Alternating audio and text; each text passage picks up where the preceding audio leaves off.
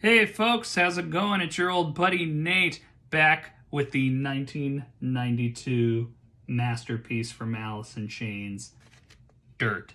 To me, this is the best grunge album ever, one of the best bands ever. Lane Staley, Jerry Cantrell, Sean Kinney, and Mike Starr. And on this record, they absolutely crush it. I mean, the first track, Them Bones, is a fast, ripping song, very heavy, very crushing.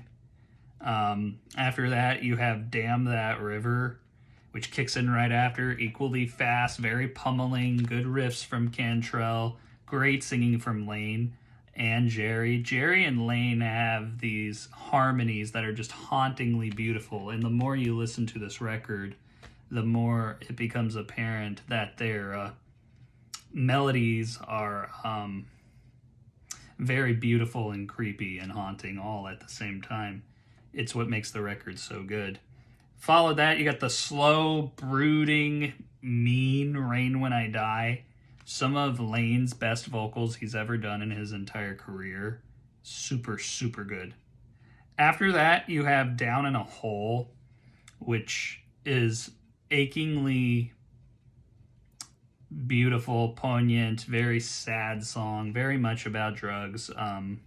This band had a drug problem. In fact, unfortunately, the lead singer, Lane Staley, died from a drug overdose, as well as the bass player on this record, Mike Starr, also died from a drug overdose. So the lyrics on this album talk a lot about death and addiction and things like that, but it's just makes for a very poignant, beautiful record. After that, you have Sick Man, which is lyrics that are just straight up, it's straight up about drugs. It's about being basically the song's about being a victim of drug use, being a puppet to drugs. Then you have the song Rooster.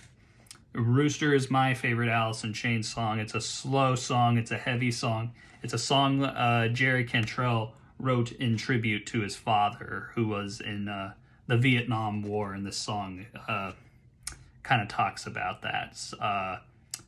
The experiences of guys going over to Vietnam and coming back, and it's a beautiful, amazing song. It is the best kind of tribute to anybody who's ever served in the military. Hauntingly great song.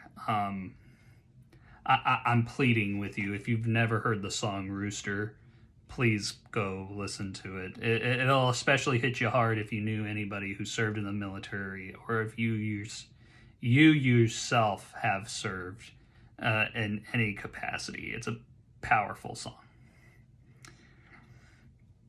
After that, you have Junkhead, brooding, angry, mean, dirt, brutal, mean, nasty, Godsmack, another angry, bitter one. Hate to Feel is angry and bitter. Angry Chair has some of the best harmonies Lane Staley and Jerry Cantrell ever did, period. Sean Kinney's drumming on that song is amazing too, and Mike Starr's bass playing is great. And then the album finishes out with the classic song Wood, and Wood actually first appeared on the Singles soundtrack, which came out before this album. They tacked on Wood to kind of promote that soundtrack, because Wood was kind of a peek into what this album was going to sound like, because the Singles soundtrack came out before this, and Alice in Chains had only put out Facelift, which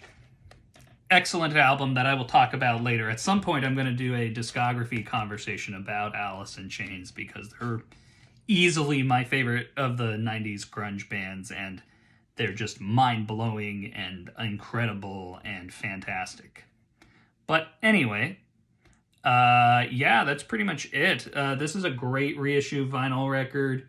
Very beautiful. There's a good shot of the band right there. Nice logo shot right there.